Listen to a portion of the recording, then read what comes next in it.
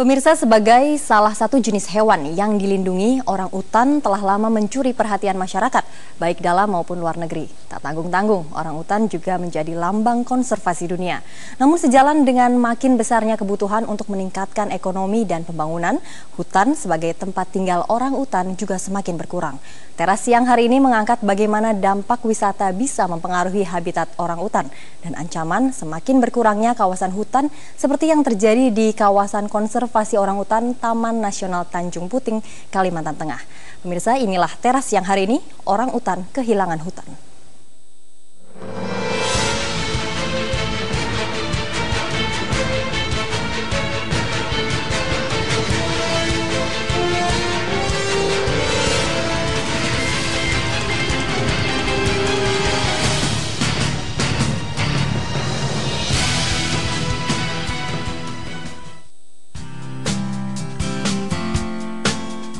Indonesia dikenal dengan beragam potensi alam dan ekosistemnya yang menjadi daya pikat kunjungan wisatawan.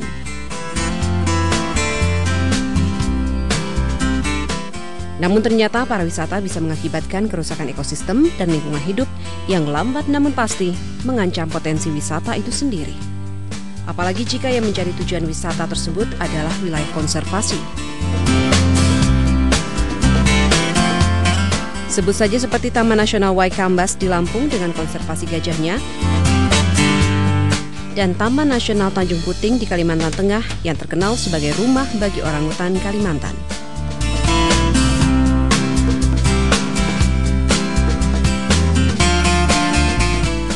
Dibutuhkan komitmen dari semua pihak agar bisa bersama-sama menjaga keberadaan Taman Nasional dan satwa yang ada di dalamnya. Sebenarnya dari beberapa tahun yang lalu sudah ada MOU antara Kementerian Pariwisata dengan Kementerian Kehutanan dalam rangka pengembangan ekowisata. Memang mungkin ini kita butuh proses, Mbak. Kita butuh proses dan kita dukungan sebenarnya. Saya pikir kadang-kadang di level yang lebih atas ini kita sudah ada kesepakatan, tapi ketika pelaksanaan ini masih ada beberapa hal mungkin yang tidak pas gitu ya. Nah, ini kenapa kita terus kemudian mendorong kegiatan-kegiatan seperti ini. Untuk meminimalisir dampak yang timbul akibat kegiatan wisata, kini pemerintah menerapkan sistem ekowisata seperti yang dilakukan di kawasan Taman Nasional Tanjung Puting. Mary Gill, salah seorang promotor wisata Indonesia asal Australia, mengungkapkan kekhawatirannya akan kemungkinan eksploitasi wisata yang mungkin bisa terjadi di kawasan Taman Nasional Tanjung Puting yang mengancam keberadaan habitat orangutan. You know, the orangutan is so popular outside of Indonesia. Orangutan is a symbol for conservation around the world, like the great panda bear is. And I think that's in the Western world, orangutans are seen as our cousins, and there's a very strong emotional connection to the great apes. So people feel very sad about the possibility of orangutans becoming extinct. Hal yang sama juga diungkapkan Eric Maillard, yang juga berperan aktif mempromosikan wisata Indonesia di sejumlah negara. I know many places like in Sumatra, in Bukit Lawang, I know also in Malaysia, and this is, I hope, the most real place to develop and to increase the development of the orangutans in Indonesia and maybe in the world.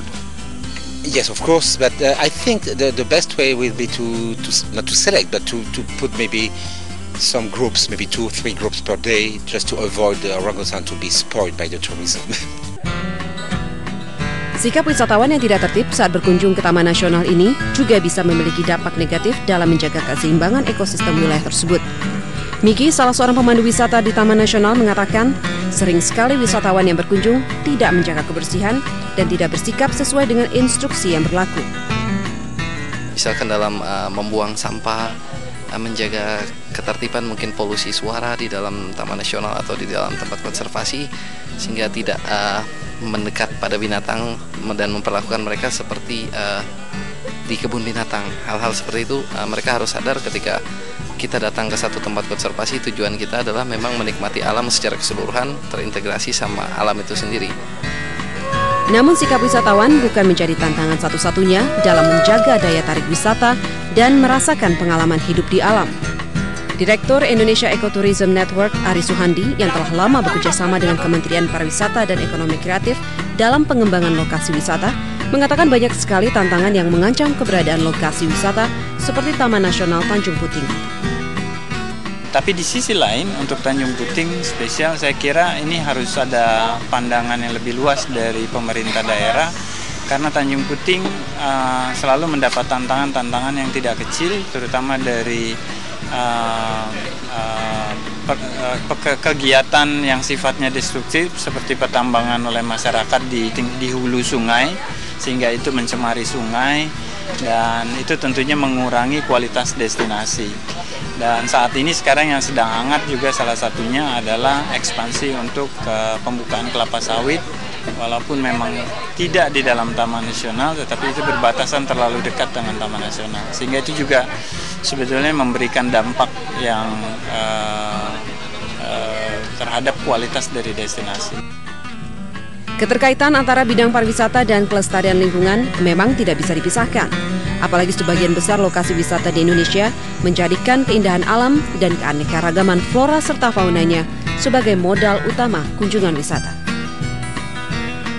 Menjaga ekosistem dengan baik dan meningkatkan mutu pariwisata tampaknya menjadi PR tersendiri bagi dunia pariwisata kita.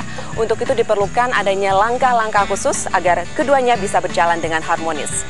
Dari Kalimantan Tengah, Elvita Khairani, Laras Pratiwi, Pugu Susanto, Metro TV.